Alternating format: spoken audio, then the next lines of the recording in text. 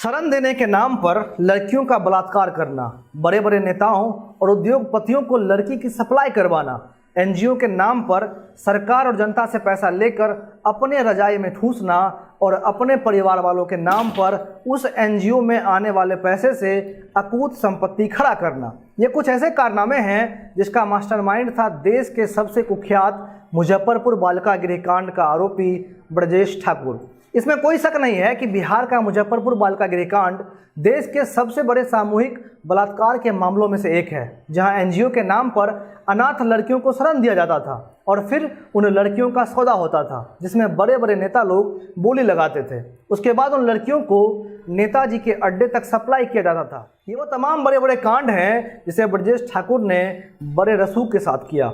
अब मेरा परिचय। नमस्ते, मेरा नाम अमन शर्मा है और आप जनता जंक्शन देख रहे हैं। यह हमारा कार्यक्रम सुबह सवेरे है, इसके माध्यम से हम आपको बिहार की 3 प्रमुख खबर बताते हैं। और आज की पहली खबर यह है कि मुजफ्फरपुर बालिका गृह कांड के सबसे बड़े मास्टरमाइंड ब्रजेश ठाकुर पर मनी लॉन्ड्रिंग का केस भी अब चलेगा।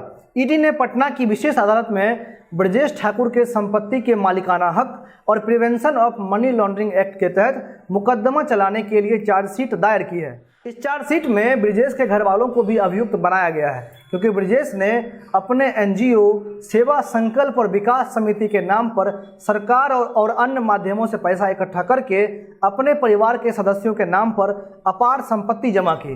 ब्रजेश ने इन्हीं पैसों से अपने बेटे की मेडिकल पढ़ाई भी पूरी करवाई। इसके साथ ही परिवार एवं अन्य सदस्यों के नाम पर चल और अचल संपत्ति भी खरीदी। हालांकि ब्रजेश ठाकुर पर फैसला आने से पहले मार्च 2019 में करीब 7.5 करोड़ की संपत्ति जब्त हुई थी और अभी अगस्त के इसी महीने में करीब 2.25 करोड़ की संपत्ति जब्त हुई है। ब्रजेश के जिन संपत्तियों को जब्त किया गया है उसमें 25 प्लॉट शामिल हैं, जिसमें 12 पर निर्माण भी हो चुका है और इन सभी प्लॉट की कीमत करोड़ों में है। मुजफ्फरपुर के अलावा ब्रजेश ठाकुर और उसके परिवार वालों की संपत्ति समस्तीपुर में भी है। ब्रजेश ठाकुर जियो और जीने दो के सिद्धांत पर कई सालों तक नेताओं के सहमति से कई तरह के अत्याचार अनाथ लड़कियों पर करता रहा। इसके साथ ही उस एनजीओ में जितने भी स्टाफ थे उनकी भी मिली भगत थी। सब मिलकर बच्चों का बलात्कार करवाते थे और लड़की अगर मना करती थी तो गर्म पानी उसके शरीर पर फेंक दिया जाता था या फिर गर्म छलनी से उसे मारा जाता था।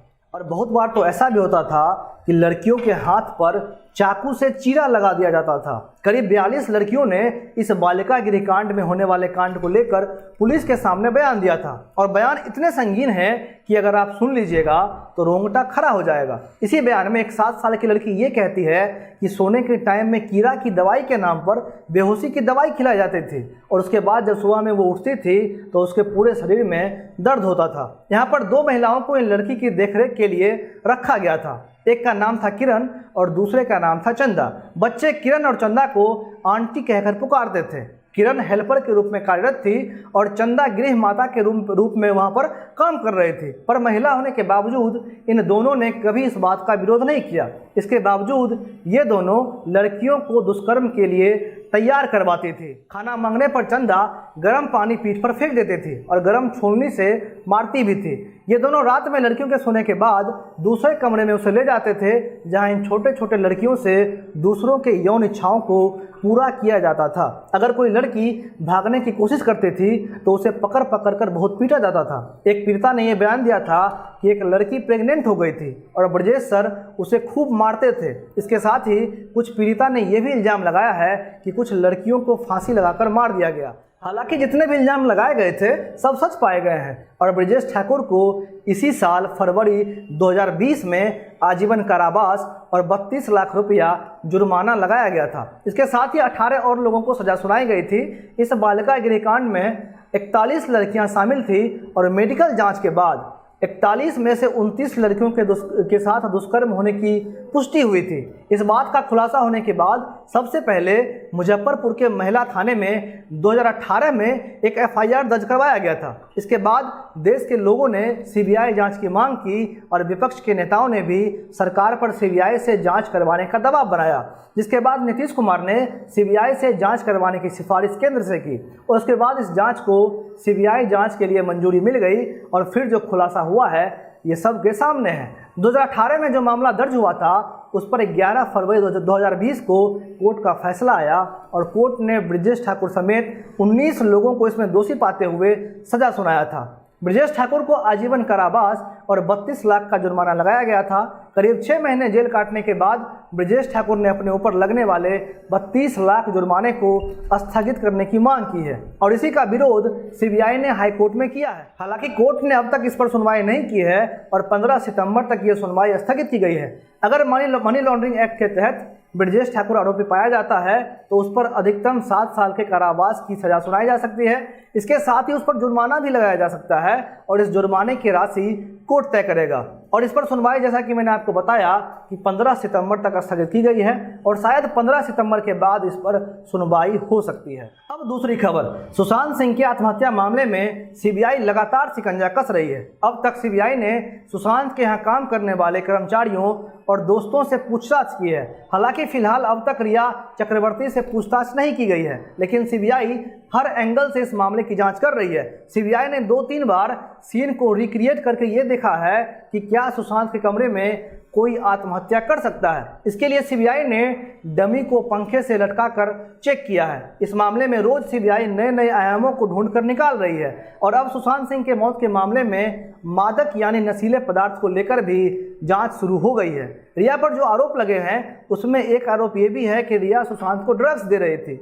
ईडी को रिया के फोन से डिलीट व्हाट्सएप संदेश मिले हैं जिनसे प्रतिबंधित ड्रग्स के सौदे और सेवन के संकेत मिले हैं। इसीलिए मादक पदार्थ नियंत्रण ब्यूरो एनसीबी ने रिया पर नशीली दवाइयों और मादक पदार्थ निरोधक अधिनियम एनडीपीएस की धारा 20, 22, 27 और 29 लगाई है और यह मुकदमा ईडी से प्राप्त एक आधिकारिक रिकॉर्ड के आधार पर दर्ज किया गया है। हालांकि रिया के वकील ने इन सभी आरोपों का खंडन किया है, पर आरोप सही है या गलत ये तो आगे की छानबीन में ही पता चलेगा। अब तीसरी खबर, बिहार के राजनीतिक गलियारों में चुनाव को देखते हुए एक बड़ा उथल पुथल हो सकता है। माना जा रहा है कि लालू के साथ आरजेडी की नींव रखने वाले रघुवंश प्रसाद सिंह आरजेडी छोड़कर जदयू में शामिल हो सकते हैं। रघुवंश भले ही लालू के करीबी रहे हों, लेकिन लालू के बेटे ने रघुवंश को सम्मान नहीं दिया। पिछले कई महीनों से रघुवंश प्रसाद आरजेडी से नाराज चल रहे हैं क्योंकि आरजेडी के नेता तेजस्वी यादव और तेज प्रताप यादव रामा सिंह के नाम पर रघुवंश प्रसाद सिंह को कुर्बान करने के लिए तैयार हैं। रामा सिंह से आरजेडी को राजपूत वोट बैंक का फायदा होगा। इसीलिए आरजेडी के दोनों युवा नेता ये चाहते हैं कि रमा सिंह उनके पार्टी में शामिल हो जाए। लेकिन दिक्कत यह है कि रमा सिंह और रघुवंश प्रसाद सिंह एक दूसरे के कट्टर विरोधी हैं। इसीलिए रघुवंश प्रसाद आरजेडी में नहीं रहना चाहते हैं। अभी तक तो सिर्फ रमा सिंह के पार्टी में शामिल होने की अटकलें लगाई जा रही थी, लेकिन अब तारीख का भी ऐलान हो गया है और 29 अगस्त को रमा सिंह आरजेडी ज्वाइन कर सकते हैं। इसी सिलसिले में रघुवंश प्रसाद के प्रशंसकों ने राबड़ी आवास के सामने नारेबाजी भी की है। सभी प्रशंसक रमा सिंह के पार्टी ज्वाइन करने से नाराज थे और तेजस्वी के समझाने के बाद भी नारेबाजी चलती रही।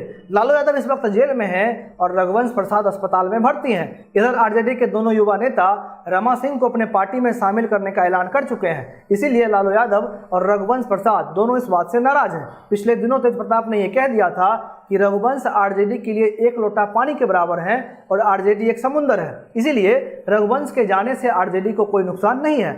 रघुवंश पहले से नाराज चल रहे थे और इन सब बातों को सुनकर वो और भी नाराज हो गए। इसीलिए रघुवंश पार्टी छोड़ सकते हैं और लालू यादव उन्हें पार्टी ना छोड़ने के लिए मनाने का प्रयास कर रहे हैं। और माना जा रहा है कि रघुवंश प्रसाद पर की गई टिप्पणी को लेकर लालू ने तेज प्रताप को मिलने के लिए बुलाया है और शायद इस मीटिंग में तेज प्रताप को रघुवंश से माफ़ी मांगने के लिए कहा जा सकता है। लेकिन फिर भी बात यहाँ पर आकर अटक जाती है कि तेज प्रताप भले ही माफ़ी मांग ले, लेकिन रमा सिंह का क्या, वो तो पार्टी में शामिल हो रहे हैं। हालांकि फिलहाल रघुवंश प्रसाद अस्पताल में भर्ती हैं और अपना इलाज करवा रहे हैं। इसीलिए उन्होंने अस्पताल से निकलने के बाद ही इस पर टिप्पणी करने की बात की है। आज के इस कार्यक्रम में बस इतना ही। आप जनता देख रहे थे, मेरा नाम अमन शर्मा है। बहुत बहुत धन्यवाद।